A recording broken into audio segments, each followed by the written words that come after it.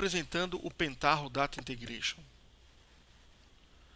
O Pentaho Data Integration, assim como os outros projetos que a gente vai, quem estiver participando do curso específico vai poder acompanhar, mas basicamente lá em 2004 a Pentaho, quando foi criada, ela não começou a desenvolver os softwares do zero. O que ela fez? Ela foi até a comunidade e identificou quais eram os principais projetos, né, que se encaixasse dentro do espectro de uma suite de BI. Então, qual que era o principal projeto de ETL? Era um projeto chamado Kettle, né, onde a Pentaho, até o nome Pentaho vem por conta dos fundadores, né, são 5 fundadores, Penta, Row, eles falam que são 5 rows, né? Então esses cinco caras que criaram a Pentaho, né, foram na comunidade, identificaram os principais projetos e convidaram, né, incorporaram os projetos e convidaram os seus fundadores, convidaram os seus principais desenvolvedores a fazer parte desse guarda-chuva chamado Pentaho. Então, no caso do projeto Kettle, eles incorporaram o projeto em 2005, né, e trouxeram o seu fundador, que é o Matt Caster, né, o belga Matt Caster foi o cara que criou, e em 2005 foi incorporado dentro da Pentaho. Então ele continua sendo, né, o chefe dessa área de integração dentro da Pentaho, cuidando, né, da evolução do software. O Pentaho Data Integration, né, ele nasceu como uma ferramenta de ETL para Data Warehouse, mas ao longo do tempo ele evoluiu tanto, né, que muita gente tem usado, inclusive a própria Pentaho, ela já coloca, né, como o Pentaho Data Integration uma ferramenta líder de mercado em integração de dados, né, e ETL. Então, assim, você pode usá-la não só para ETL, mas se você quiser usar também para integração de dados, você pode. Né? Então você pode exportar dados para vários formatos, importar dados oriundos de diversas fontes, migração de dados entre aplicações, integração de dados entre aplicações. A gente já fizemos aí recentemente quase uma meia dúzia de projetos de integração de dados entre aplicações. Né? O último foi numa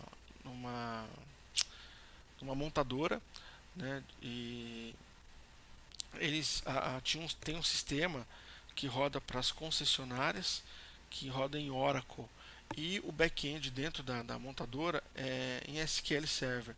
Então eles precisavam ter uma integração dinâmica entre essas duas bases de dados.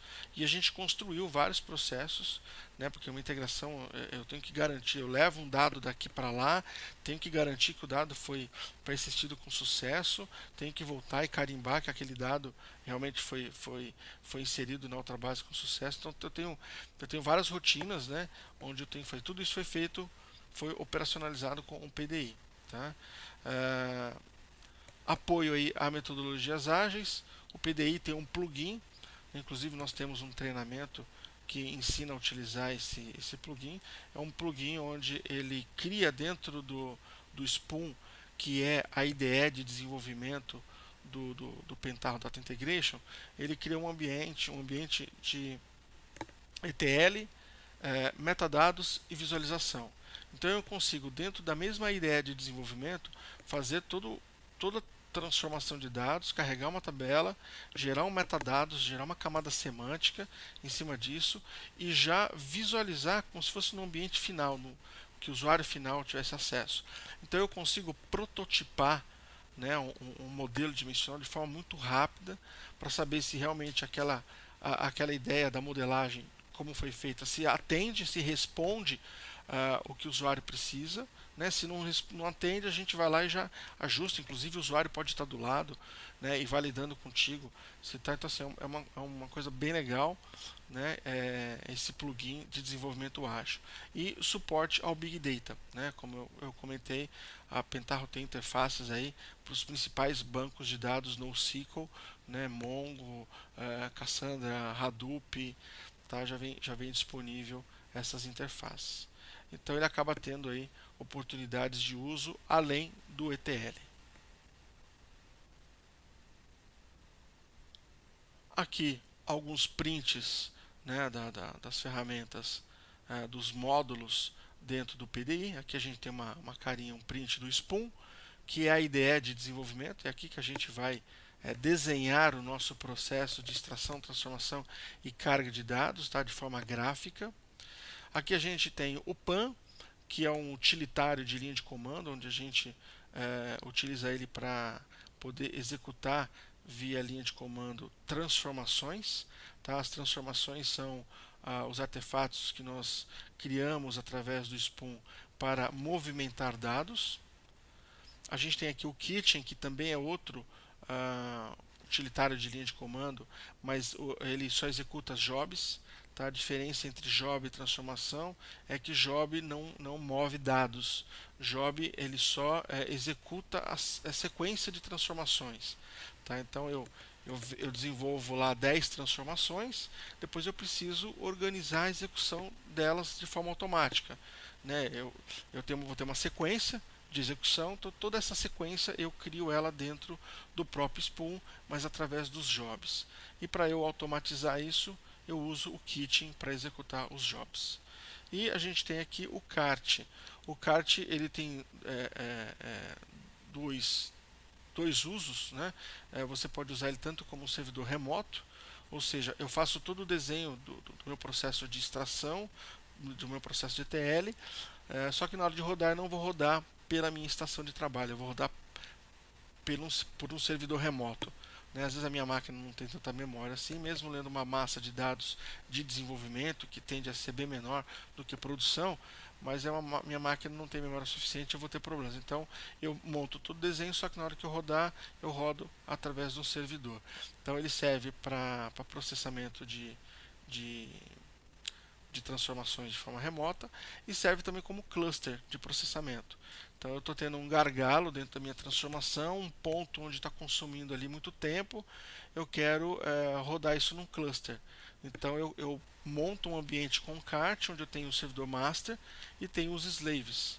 Né? Então, a hora que eu for rodar minha transformação, eu falo que quero rodar essa transformação no servidor remoto, né? E a hora que chegar naquele ponto da minha transformação, o master vai identificar que aquela transformação deve ser splitada, né, deve ser quebrada entre os slaves, e aí ele quebra, né, manda para cada slave uma massa de dados, e isso é processado de forma em paralelo em cada máquina.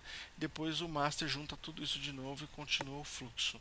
Inclusive, o CAT é tema de um exercício do ETL 2000. Tá? Não, a gente não vai abordar o CAT nesse treinamento, já é um tópico avançado, mas para vocês saberem, né, porque em algum momento vocês podem precisar, né, e saber que existe uma função que faça isso. Antes de iniciar aqui o Spoon, não só para o Spoon, para o Cart, para o PAN e para todos os módulos, todos eles, quando a gente vai executar, a gente vai trabalhar com eles, eles precisam se conectar a um repositório de metadados. Tá? O que é um repositório de metadados? É um repositório do PDI, né, onde ali ele vai salvar toda a configuração que a gente fizer, toda transformação que a gente fizer, a gente salvar, os jobs que a gente criar, os nomes que a gente der, os steps que a gente vier usar dentro das transformações, tudo isso que a gente vai usar para criar tem que ficar armazenado em algum lugar. Né? Então ele fica num repositório de metadados.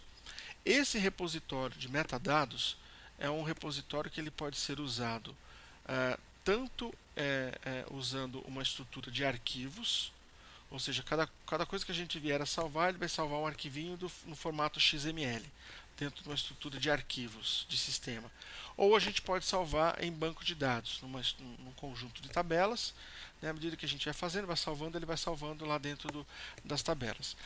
Eu prefiro utilizar o metadados, né, o repositório de metadados baseado em arquivo, porque ele é mais flexível. né, para fazer um deploy, tirar do desenvolvimento, levar para homologação, levar para produção, ele é mais fácil. Além do que, eu jogo essa estrutura dentro de um caminho que está versionado, né, com um SVN, lá, um subversion, para versionar, né, para eu ter as versões das alterações que eu vier a fazer. Então, eu prefiro, e é o que a gente vai ver aqui, né, a utilização do repositório de metadados baseado em arquivos. Bom, aqui algumas das telas aí do Spoon. Então, olha a barra de ferramenta, onde a gente inicia a execução de transformação, onde a gente para a execução de uma transformação, de um job, onde a gente visualiza ali pontos, né, de como é que está a transformação, o job, se tem algum tipo de... Então, assim, antes de executar, eu consigo, né, fazer uma validação na minha transformação, no meu job, para saber se tem algum erro ou não antes de executar. Tem ali o painel de execução, tem ali a opção do zoom, né, de você aumentar ou diminuir ali a visualização do seu canvas, né, da sua área de trabalho. Aqui a gente tem do lado esquerdo, a gente tem duas opções ali, duas abas, a aba View e a aba Design. A aba View ela é importante para manutenção, né? Porque apesar de nos exercícios aqui a gente fazer exercícios pequenos, até por conta do tempo, né? Mas exercícios que vão dar uma boa base para vocês, mas em produção vocês vão fazer transformações jobs muito maiores. Então, assim, para dar manutenção visualmente, para você localizar o step que você precisa fazer a manutenção, pode ficar meio difícil de achar, né? Você consegue achar muito mais fácil pela árvore de objetos, tá? Então, você navegar dentro da árvore.